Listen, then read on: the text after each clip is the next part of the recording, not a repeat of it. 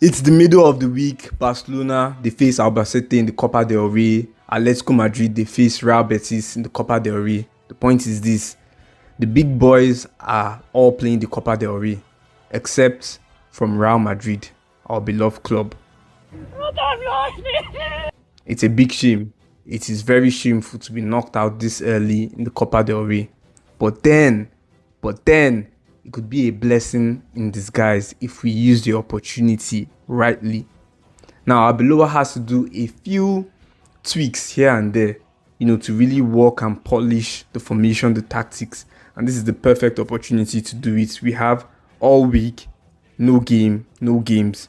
We can polish up, dedicate players in the right positions, this and that, and figure out what we have to do this season. That's what we are going to be doing in today's video. We are going to be going over 2 different formations and setups Real Madrid could go with, and then what mindset the players need to have to win us something this season. Now, the game we have on Sunday is against Valencia, and then we aren't playing at the Bernabeu.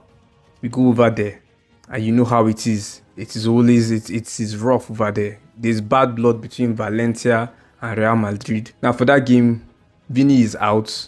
Jude Bellingham is going to be out for a month, of course. According to SofaScore, this is most likely what, at least this is what they believe the team would go with. But I sincerely doubt Brahim Diaz is going to be a starter. That's why I have this over here. In my opinion, I strongly believe it's going to be Mastan, Mbappe, Rodrigo over here. Perfect opportunity to use Rodrigo over there. I strongly believe this is what we are going to go with. But then, ideally, this isn't what I want us to go with. What I prefer us to go with is this over here. Now, before we get into talking about this, let's talk about, I have to say this. It doesn't matter what formation, doesn't matter what substitutions, it doesn't matter, none of that really. What really matters, you see the word team, T-E-A-M. If these guys do not play as a team, as a unit, a team is a unit. If they do not play as a unit, your formation, your player swaps, it will be ineffective if they do not play as a unit. Either frontline press or a low block press. To be honest, it doesn't really matter too much to me. It just has to be as a unit. If they go with frontline press, it has to be together. This whole setup here, moving together to press the opponent. If they go with a low block, which is fine, very old Real Madrid, the whole setup has to move collectively. Now, it all breaks down when, let's say, you have one man over here or 2 men trying to do a frontline press, and then the rest of the team, they sit back. That way, the opponent would easily play the ball around these 2 who are trying to press, and then have it in the midfield. These 2 are therefore out of the game. The opponent has progressed so far into the midfield. You see, when you do not do it as a unit, you have separations. There will be a gap between the offense and the defense. Now, my problem generally with this formation is this. This formation is rather easy to play out of. Now, in the game against Benfica, if you watched it closely, you would have noticed Carreras was the fullback in that game. But then, the left wing over here was leaking. It was leaking. So many chances coming in from there. So many through balls going to the left wing. Left wing was absolutely porous. And it's not because Carreras isn't a good fullback. Carreras is very, very good. But it's due to the structure of the formation. Same we saw against Rayo Vallecano. Now, if we do this is the game against Valencia. This is why I say this formation is easy to play out of. With the way we press, Mbappe comes forward to threaten either of the centre backs. Let's go with the right wing for an example. Mbappe comes forward to threaten this centre back, right? With the ball over here. Now, Mastan obviously comes forward. Ada comes forward over here. He leaves out this man over here. This man is left out.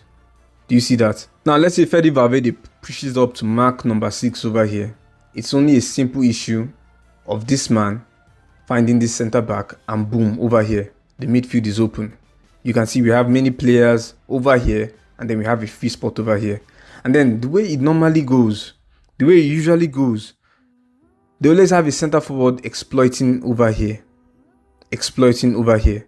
This man over here keeps the fullback company, because most likely the fullback presses high, and then you're going to see a long ball coming over here, and then this center forward is over here.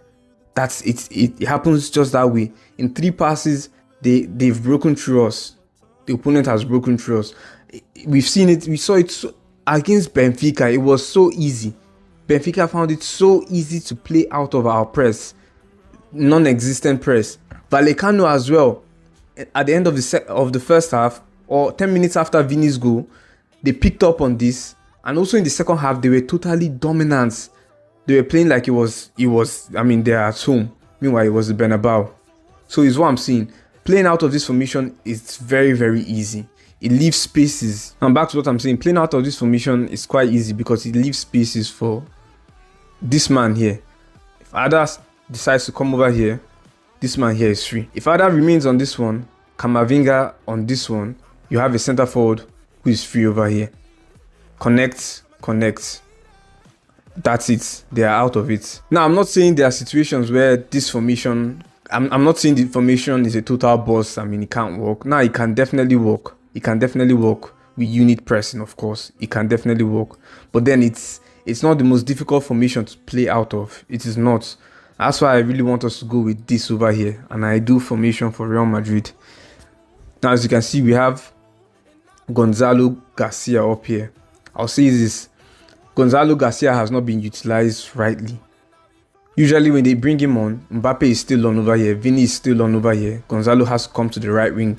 Yes, in the Castilla teams, he plays as a right winger. I mean, he played long time ago as a right winger. But then, we have someone who is aerially good, who is actually a 9. It is best to use a 9 in a 9 position. So, in any case, ideally, we want to have Gonzalo Garcia over here. And then pressing as a unit. If this team were to press as a unit, we'd have something like this now. You see, the simple interchange between the center backs, it's not going to be very easy for them. It's not going to be easy. You notice center backs are normally involved in creating the play. Center backs tend to have a lot of high passing, in the game. Not because they are midfielders, but because it's very easy to interchange between them, CB to CB. But with this right now, it makes it difficult. Then you're going to account for this man and this man. They are free, right? Carreras, boom, up over here. Remember, we are pressing as a unit. I really want to bring in Dani Carvajal or David Jimenez. I want Fede back in the midfield. Valverde needs to be back in that midfield. He's perfect for long range passing. And he's the closest player. He isn't top 2, but then he's the closest we have to Toni Kroos. So we want him back in there. And besides, you have this man acting like this. This man acting like this.